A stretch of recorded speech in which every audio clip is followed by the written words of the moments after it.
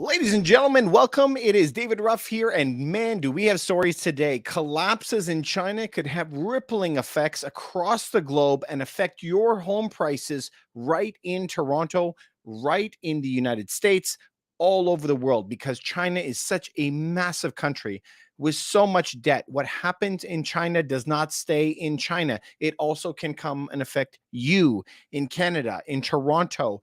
What happens in China affects you. So, how does this affect you? And how do you protect yourself against it? We are going to be covering some really crazy stuff today from the Ray Dalio, Peter Zian, and some of the hot news today. Now, let's get right into it. All right, you guys. So we're going to be covering some crazy stuff today. I hope that you guys really enjoy it. Hang on one second. There, Ray.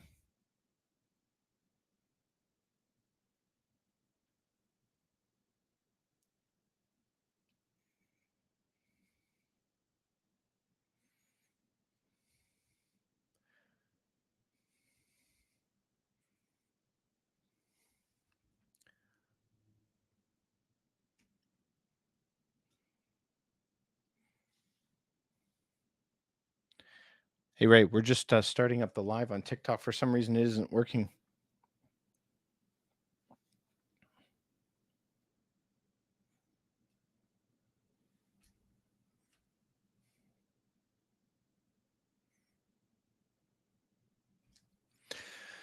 Hey, Ray, it just started working. All right, you guys, we're going to be covering a lot of subjects today. All right, so some of my favorite books, the Ray Dalio book on how the world, this is the Changing World Order by Ray Dalio, and it is called Why Nations Succeed and Fail, one of the best books of the year. Also, Peter Zian, The End of the World is Just the Beginning. These two books, man, are game changers. I suggest everybody go and check out these books. You should read them. We're going to be talking a little bit about that, and then we're going to be getting into some of these news articles. So without further ado, let's get into the article that we're going to cover today. Chinese real estate collapse throws economy into chaos. Now, I need you, when we're going through this article, to pay attention to not just the title as if it sits in China. I'm going to make a lot of references to what is happening right today in Canada, in United States. All right, let's jump straight into this article because there's a lot to cover here. Chinese real estate collapse is throwing the economy in crisis. Of course it is. It says here in this article, it's on the Daily Wire, we'll link it below. China's collapsing real estate market could throw the world's second largest economy into chaos and worsen the global economic slowdown. Yes, Chinese developers have already lost $90 billion in the last year. 90 billion. That's a lot of money, okay? So if they've lost that, now they said home prices have gone down for 11 months. We are behind the curve. We have not been losing as many months as China has. China is now 11 months into the fall. Dozens of developers have defaulted. Now, this is the main key, I think, of why China is so different than Canada and the United States. And it all comes down to how their system is set up. So let's talk about that. I wrote it down for you guys.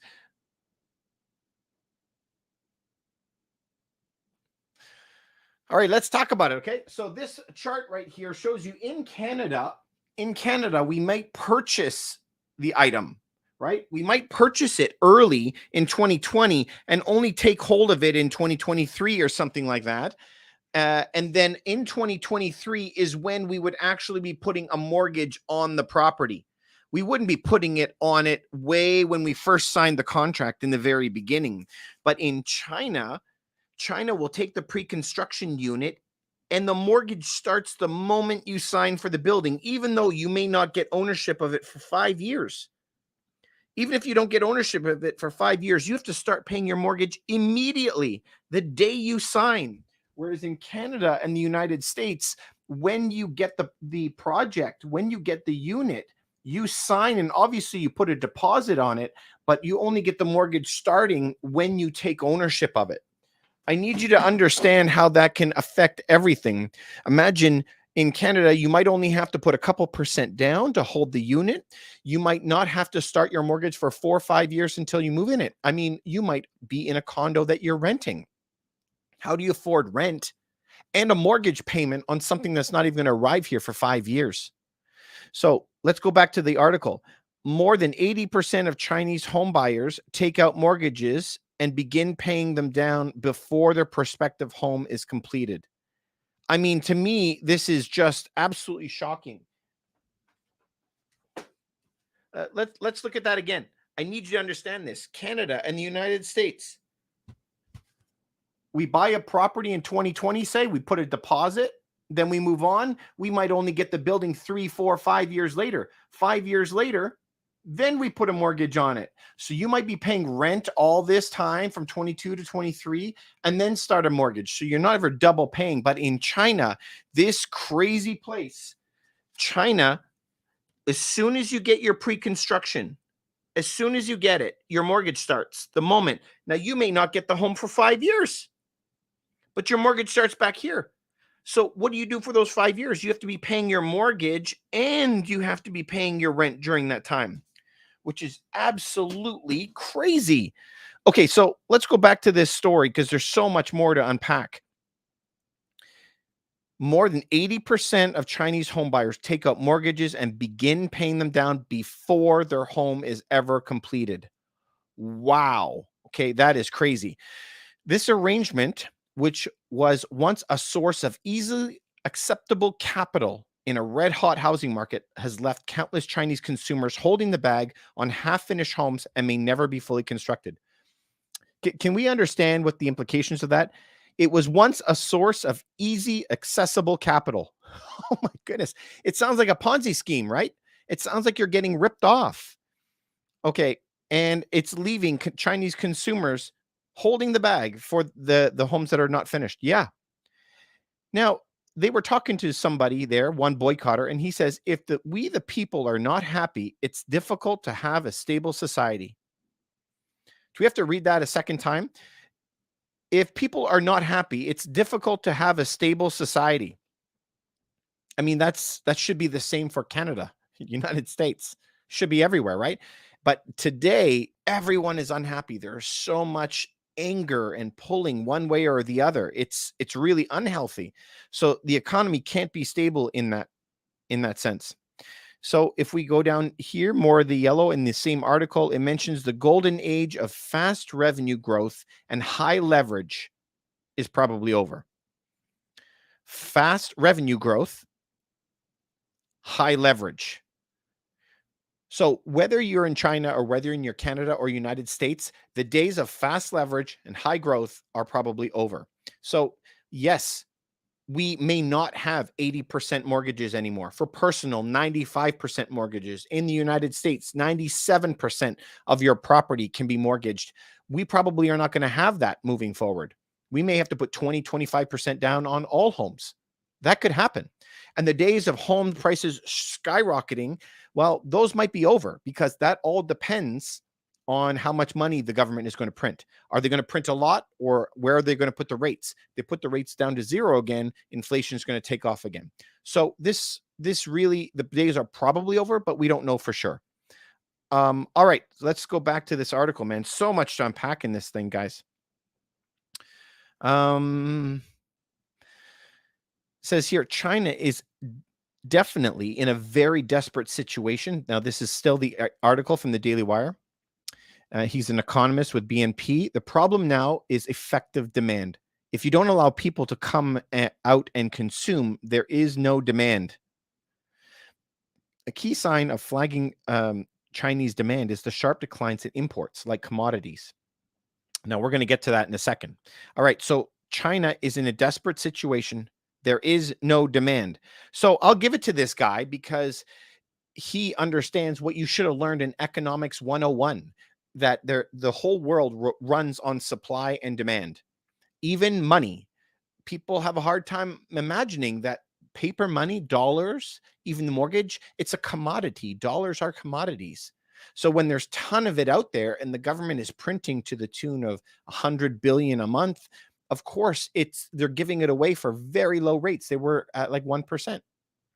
But today, when there's very little money getting lent out, and there's not a lot of money created, interest rates start going up. When they let it go completely to the free market back in the 80s, it went all the way up to like 17%. So this is where even money is a commodity, but at least they understand that there is demand and supply issues.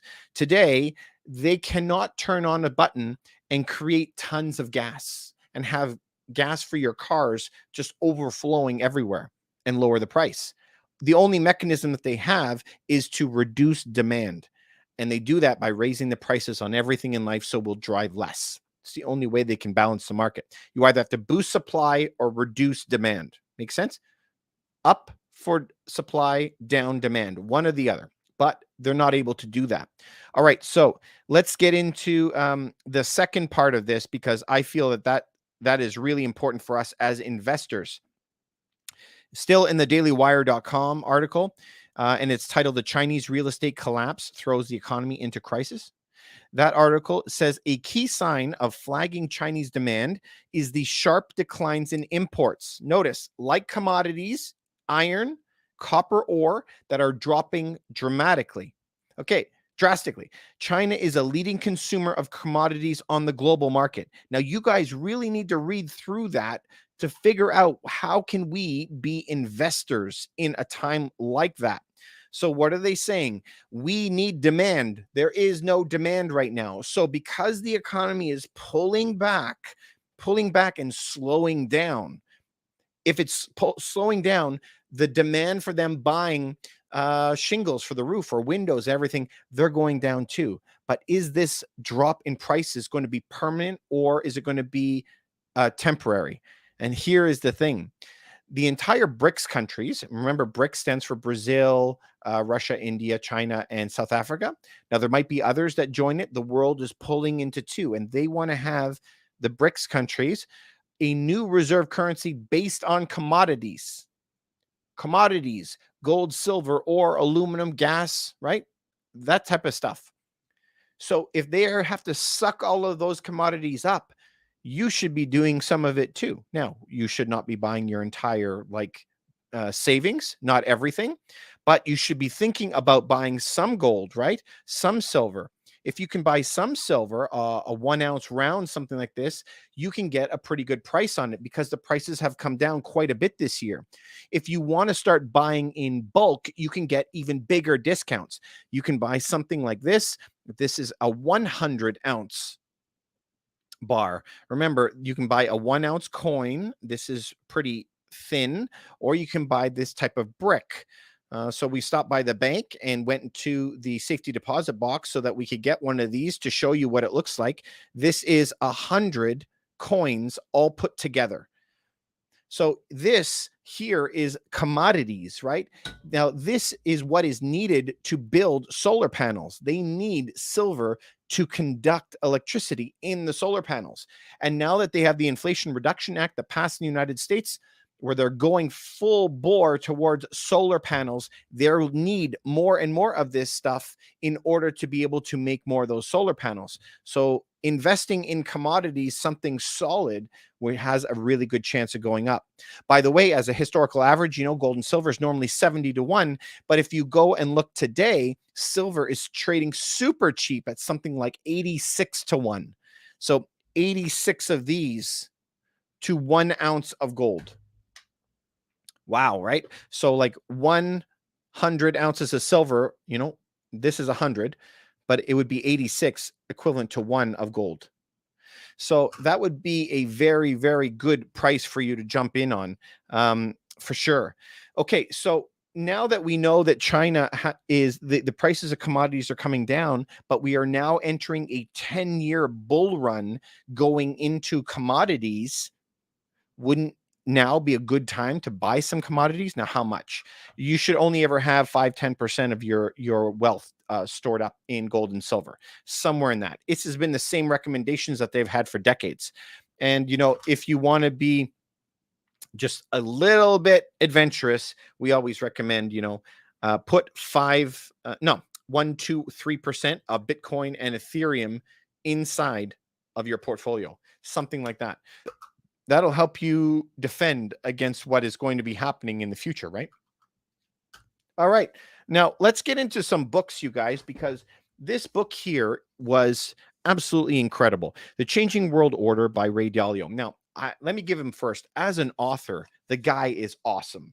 He does some of the best research I've ever seen in my life. That he says you have 3 ways of reading the book. Number 1, you could read the entire page if you would like. But if you want to read it faster, just read the highlighted portions. You don't need to read all the other stuff. If you want to read it even faster and not even take too much time, he says just read where the red dots are. So can you see on this page how there's a red dot? He says just read the paragraph with the red dots. So he kind of has a long form, a medium form, and an ultra fast form that you could read the book one after the other. Now, a lot of books that you read, you can listen on the audiobooks, which I really enjoy. But this book is going to make it very difficult for you to read online because it has a lot of charts. And these charts are incredible. While we're on these charts, I just happened to flip open the book at the right time. If we're going to talk about these charts right here, these are, I couldn't have opened up to a better chart. Actually, this is great. Okay, so let's talk about this chart then. This page right here. Do you notice this page? It says index of key determinants. So what is the keys to being successful? Remembering that Ray Dalio has gone back for hundreds of years. I think he went back originally to around the time of Rome, but this book focuses on the ages of 1500 to 2000. I just took off the jacket here, but this is The Changing World Order by Ray Dalio. And the funny thing is when there are going to have this, what is the very first thing that is the determinant? Is normally education. Education has to be high first. It's always education, and then they end up losing all of the education. But having high education kind of brings in all the other things. If they have highly educated people, they become more competitive, better economic outlooks, they have more trade, then a bigger military, better financial center, but then everything starts crashing. And did you notice that everything kind of started crashing after what year? Somewhere in the mid-90s, when everything started going south and it just got even worse and worse. So that is what leads to it. So this is why it always starts with education. We need to have good education with people to start doing better in their lives and understand how the market is. Why do you think I always say financial education is key? That you need this to be able to move forward in life. But now let's look at this second chart, man. Really good. Really, really good, I think. This chart right here, the rise. So if you see in the top up there, it says China is in red, the United States are in blue, and England is up here in this, I guess, dark blue. But as you can see, if you combine all of these metrics between the military, competitiveness, economic output, all of those different things, if you do that and then you compare this page right here, what had happened? Well, we saw that the United States was rocketing up, doing amazing, but then it peaked and it's been on its way down because it's so heavy with debt. But look at what happened with China. China is just going stratospheric, like it's going to space. It's taking off and it is very close. But if we chart that out, we can see China still going up and the United States still coming down. So this could show you, right, that China could be in a lot of trouble. I mean, there could be a big conflict between these two world powers.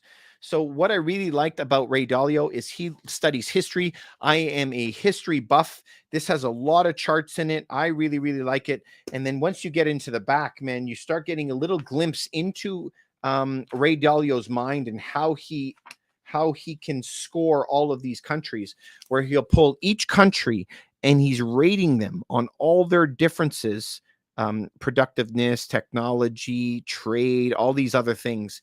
And he is a genius. So I highly recommend this book. This is the Dust Jacket, Principles for Dealing with the Changing World Order Why Nations Succeed and Fail. This is what I would take from that book is he is looking backwards in history, reading all of the history. The part that kind of makes it a little bit hard, my second favorite book of the year is this book, Peter Zien, The End of the World is Just the Beginning. And it does talk extensively about China.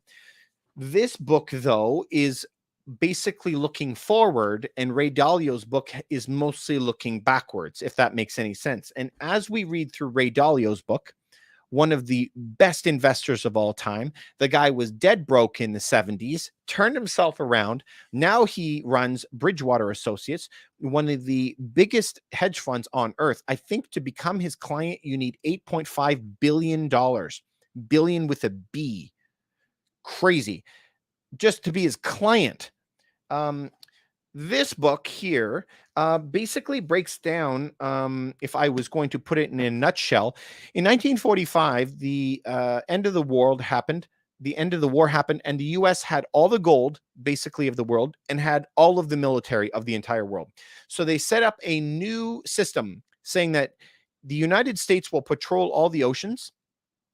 They will defend everybody. They will be a huge military. They have all the money, so that all their money will be based on US dollars.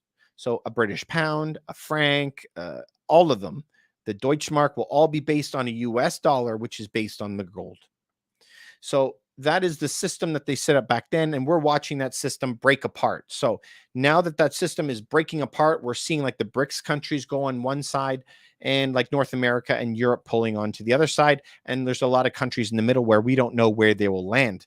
Okay, but as they're pulling apart, we have a problem.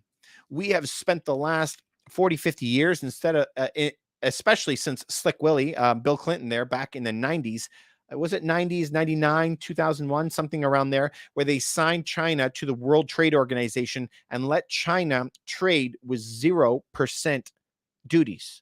So when that happened, hundreds of thousands, millions of jobs stopped in the United States and moved to China because now they'll work for $2 an hour, whereas in North America, they wanted $50 an hour. So now you could produce goods very, very cheap and have a huge profit margin. I mean, it worked for everyone for a long time.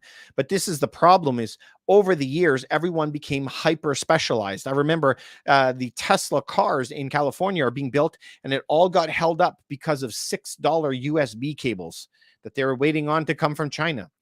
Everybody counts on other places doing their work for them. If you even look from a food standpoint, which the Underworld talks about quite extensively, there is only certain parts of the world that grow food. Now, we in Canada and the United States can grow food all over. We have a good climate, we have some machinery, and we have fertilizer. Not a lot of countries have that. Canada, France, and the United States. A lot of the other countries, if you look at places all over Africa where they have to import food, all over the Middle East, they have to import food. They can't grow anything there. They live in a desert. So those world systems, if they break down and everyone has to do everything for themselves, what is a country? Let's just say Iran that doesn't have a lot of arable land where they can grow food. What are they supposed to do? How do you grow food there? All they have is oil. They don't have any machines there. They don't have any growth sectors there. They buy their medical, they buy the military, they buy everything from other places. They supply oil, everyone sends them stuff. So there's going to be this time of strife that is going to be happening in the meantime as all the countries start to retool and rebuild everything themselves. And that is what he's talking about. We'll be okay long term. Expect huge inflation, huge price increases in everything. But countries will be okay after 4 or 5 years, but it's going to be a rough road getting to that spot. I think that's going to happen. As you know, I have been saying that the food crisis is going to be massive, in my opinion, especially when we talk to our friends who are farmers in Canada and the United States. We have family in the Netherlands, so we talk to them what's happening over there. So when you start expanding where you're getting your news from, now you start filling in the bigger picture. So we're going to find out just how bad this planting season was at the end of September and beginning of October, somewhere around there. So we're bracing for some really big food price increases. And remember, food price increases mean you got to pay more, but there are hundreds of millions of people who are not going to get any food because you just bought it. So the crippling part to me when I think about that is this is going to hurt and starve, who knows, 200 million, 500 million, I don't know. But people get very upset when you can't eat. We didn't have tons of food just lying around before. So if we have a terrible year, like I think that it's going to happen, my heart breaks for the people who are going to be going hungry. So what can we do about it? Of course, you can give to your local charities wherever you think is best, but I think you should also be stocking up food today in your home. What can you store? Lentils, beans, rice. You can have a freezer, get some extra meat in it. You can buy fruits and vegetables, all inside of cans, dried stuff. They usually last 2, 3, 4 years.